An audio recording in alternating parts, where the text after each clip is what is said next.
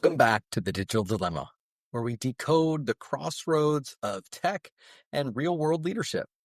I am Nick Dreyfus, and today we're diving into the hidden battle that's reshaping how companies operate. Not AI, not automation, but culture. In a world of Slack messages, Zoom fatigue, and email surveillance software, tech isn't just a tool anymore. It's a value system.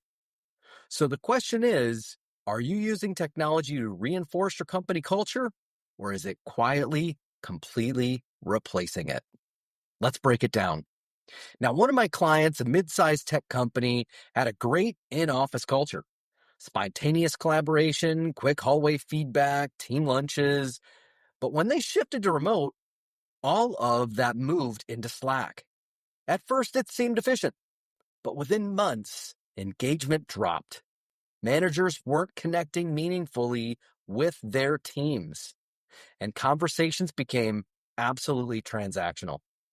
The CEO told me, I feel like I've lost visibility into the heartbeat of the company. Their tech habits had started to quietly shift to the culture. Now, here's a question. How exactly does technology influence company culture today? Well, that's simple. Technology sets the rhythm of how people interact.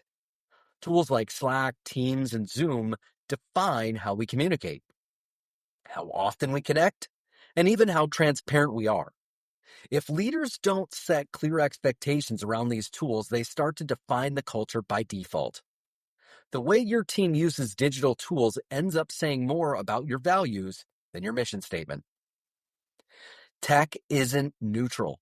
It amplifies whatever behaviors are being modeled and rewarded. So here's some quick actions you could take right now. Define and communicate clear digital communication norms. For example, Slack is async collaboration, whereas Zoom is for complex discussions. Schedule regular real-time check-ins, not just status updates, to bring human connection back. Now, another client in the manufacturing space installed activity monitoring software after going hybrid. Their intention was to maintain productivity, but the impact was cultural. Within weeks, a few key managers left. One even said, I've worked here for 8 years and now they're watching my screen like I just started. When I worked within leadership, we reframed their approach, shifting from surveillance to outcome-based management. The result? More accountability and better morale. Now, here's another question for this particular topic. Where do companies get it wrong when letting tech lead culture? They assume the tools will fix people problems. But when you implement tech without intention, you risk sending the wrong message. Monitoring software, for example, might be about productivity in theory, but it communicates distrust in practice. If leadership isn't modeling the right digital behavior or setting boundaries, tech becomes a silent culture engine, and not always a good one. You can't outsource leadership to software.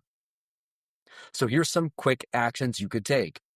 Replace surveillance tools with trust-based performance systems. Set goals and measure outcomes, not hours.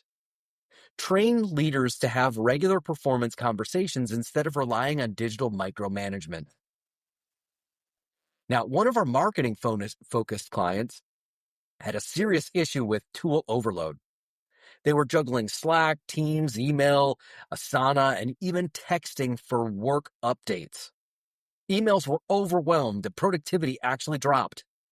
The CEO thought the team was unorganized, but really, they were just drowning in noise. After doing a communication audit, we cut back to just 2 platforms, assigned roles to each, and immediately saw better clarity and calmer workflows. Here's a good question for this particular topic. What are warning signs that your culture is being undermined by digital tools? Here's a few red flags. Employees feel like they can never unplug. Communication feels constant but superficial. And people misunderstand tone and intent in messages. Engagement on key initiatives is low. When tech overwhelms or fragments communication, it erodes clarity and connection, two essential parts of a strong culture. So here's some quick actions. Conduct a tech tool audit to automate redundant platforms and clarify each tool's purpose like we did. Establish digital boundaries like no internal messages after 6 p.m. or designated deep working hours during the day. Now, another example is a professional services client of mine has a remote first team. And one thing they do incredibly well is use Zoom to build culture. Every all hands on meeting starts with a team spotlight. A different person each week shares a personal or professional win. It sets the tone for the connection and values right from the start. It's a small, simple ritual that paid off in retention and morale. Now, here's a great question. How can leaders use tech intentionally to support culture instead? Well, use your tools to reflect and reinforce your values.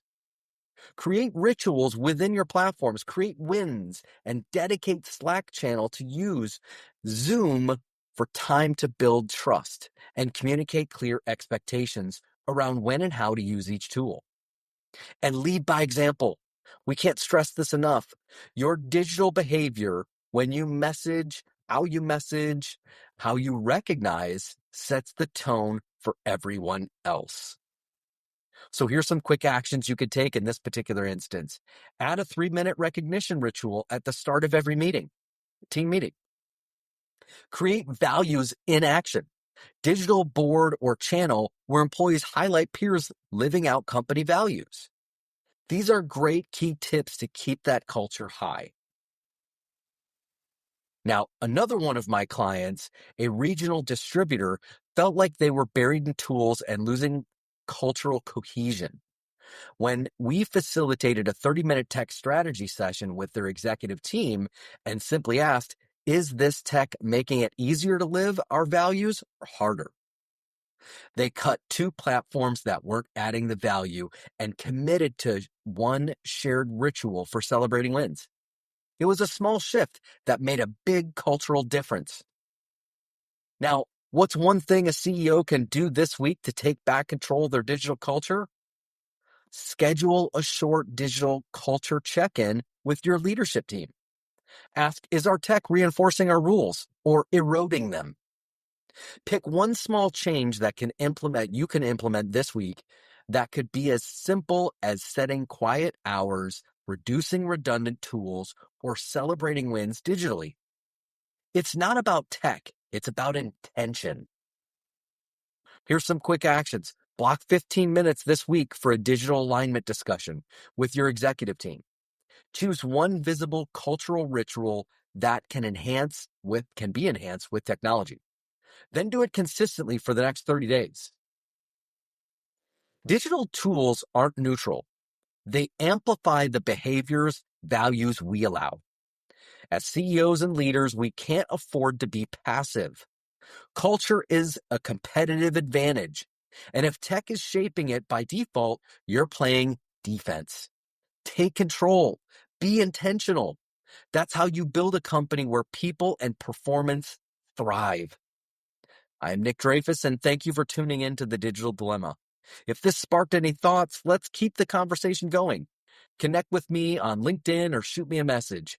Until next time, stay curious, stay intentional, and have an amazing day.